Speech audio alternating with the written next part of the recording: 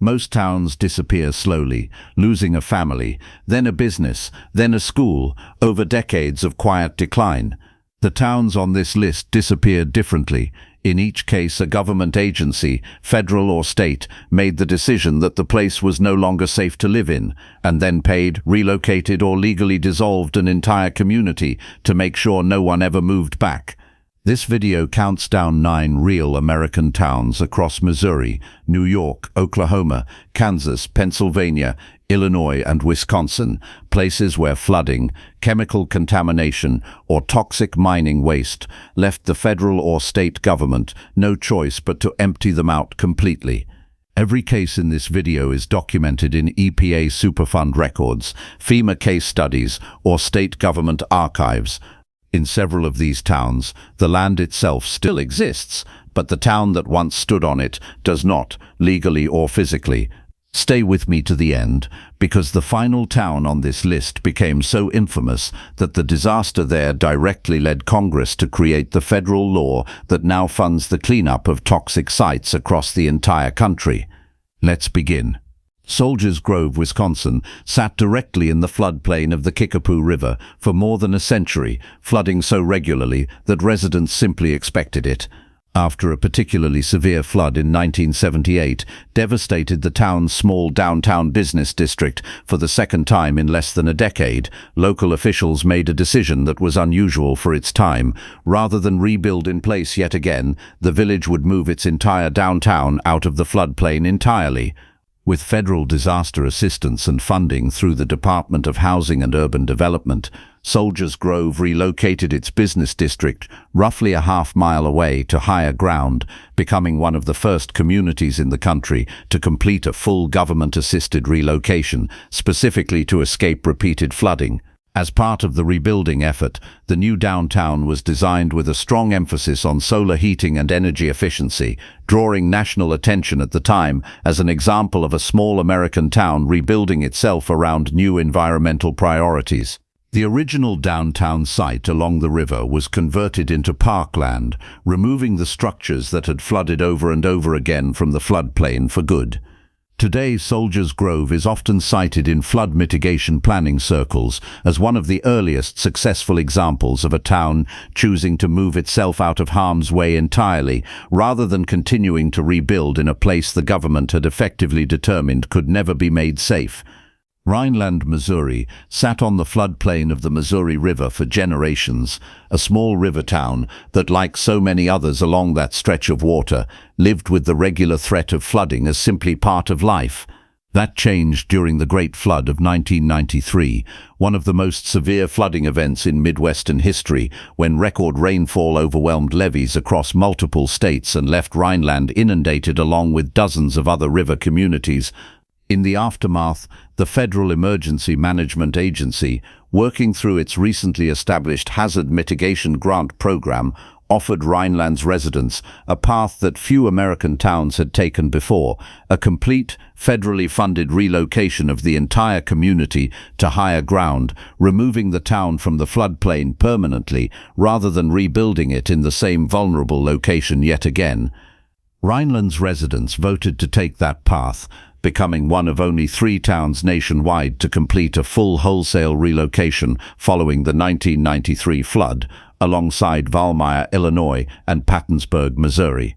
The original town site was acquired and cleared under the federal buyout program, while a new Rhineland rose on safer ground nearby, a town that exists today specifically because the federal government determined its old location could never be allowed to flood and rebuild in that same cycle again.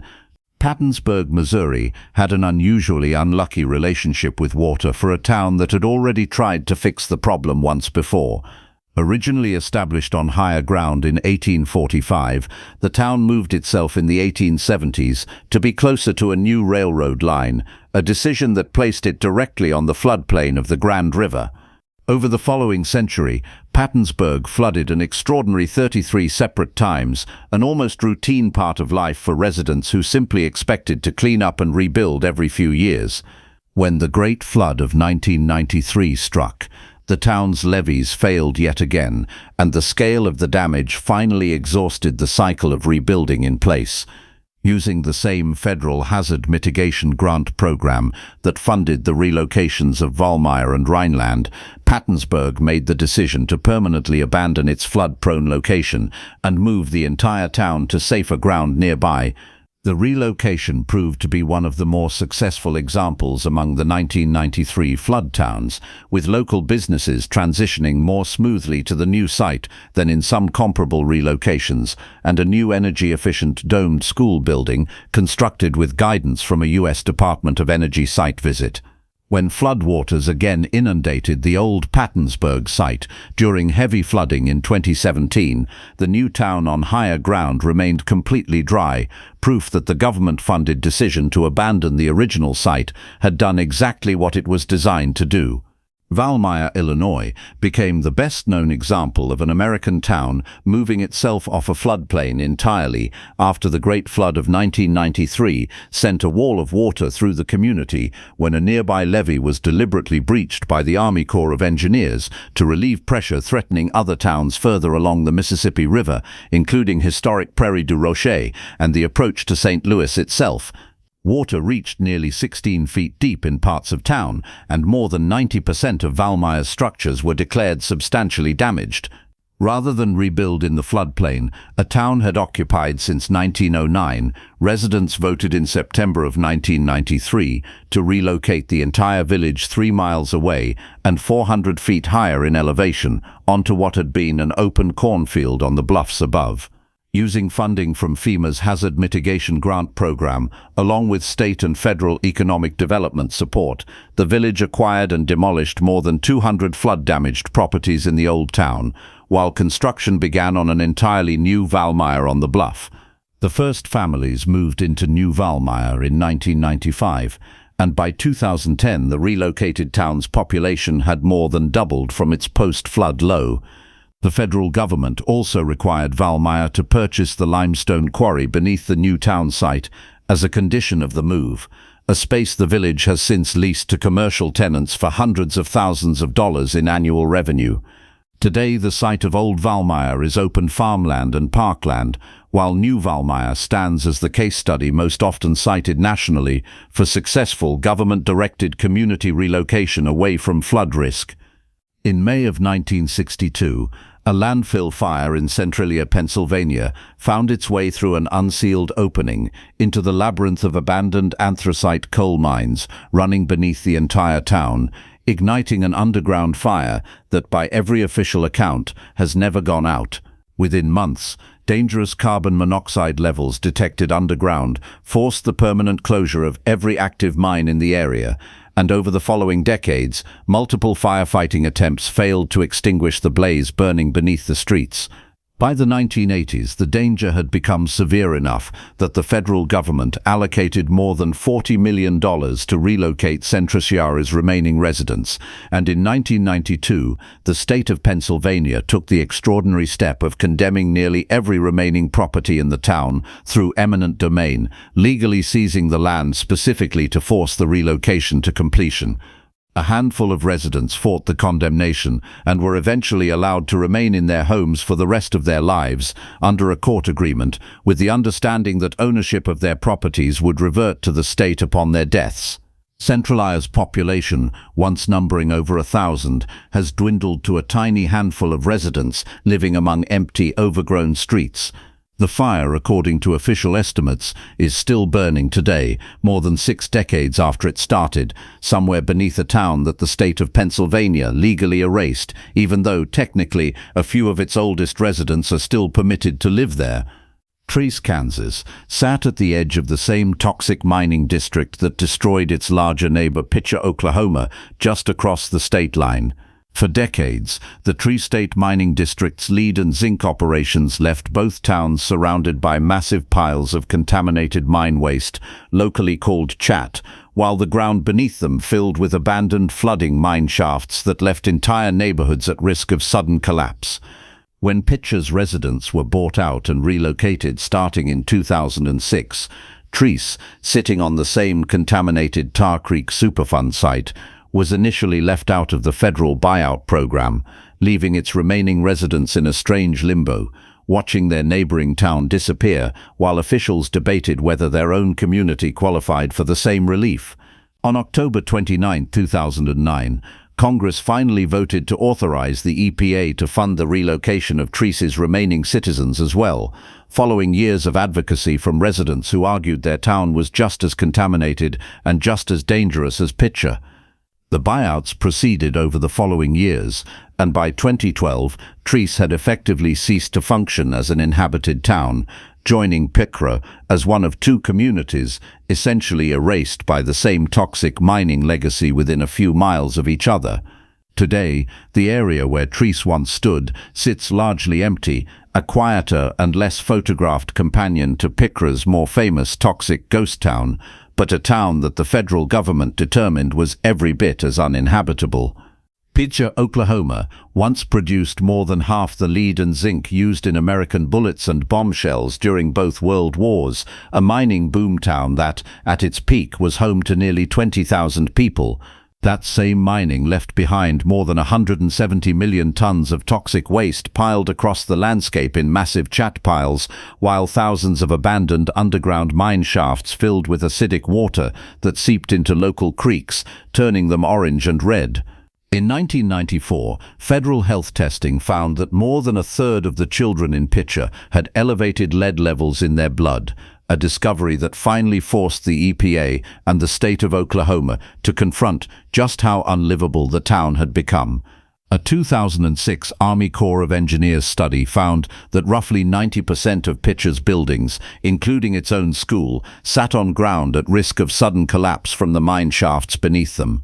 When an EF4 tornado tore through the town in 2008, destroying over 100 homes and killing 6 people, it accelerated an exodus that the federal buyout program had already set in motion. By June of 2009, every remaining resident had been issued a federal relocation check, and on September 1st of that year, the state of Oklahoma officially dissolved the city of Pitcher as a legal municipality. A pharmacist named Gary Lindemann stayed until his death in 2015, determined to be the last business open in a town that by then had already legally ceased to exist. The municipality itself was formally dissolved for good in 2013, leaving behind empty streets, collapsing buildings, and chat piles that, by some estimates, will take another 50 years to fully clean up. Times Beach, Missouri, was a modest resort town along Route 66 when, in the early 1970s, it hired a waste hauler to spray its dusty, unpaved roads with what residents believed was simply used motor oil. The hauler, working a second job collecting hazardous waste, had secretly mixed that oil with dioxin, a highly toxic byproduct of herbicide production, and sprayed the mixture across town roads for years before anyone understood what was happening. In December of 1982, the Merrimack River flooded the town just as the EPA was completing soil tests that would reveal dioxin contamination at levels far above anything the agency considered safe. Residents who had fled the flood were told not to return. Those who had stayed were told to leave and take nothing with them. President Ronald Reagan formed a federal dioxin task force, and on February 22, 1983, the EPA announced an unprecedented decision. The federal government would buy out every single home and business in Times Beach, all 800 residential properties and 30 businesses, using money from the newly created Superfund program. By 1985, the town's entire population of more than 2,000 residents had been relocated, and Missouri's governor signed an executive order formally dissolving the city government. Every structure in town, homes, businesses, even the water tower, was eventually demolished and incinerated to destroy the contaminated material, the remains buried beneath what is now a state park.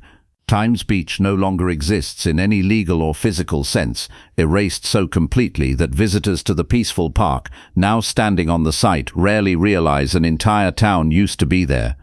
In the late 1970s, residents of a working-class neighborhood in Niagara Falls, New York, began noticing strange chemical odors, mysterious puddles in their basements, and an alarming pattern of miscarriages and birth defects among children in the area. The neighborhood, known as Love Canal, had been built directly on top of a 16-acre former industrial waste site where a chemical company had buried more than 20,000 tons of toxic chemicals between 1942 and 1953 before selling the land to the local school board for $1. A local mother named Lois Gibbs, alarmed by her own son's declining health, organized her neighbors into a homeowners association and spent years pressuring skeptical state officials to take the contamination seriously.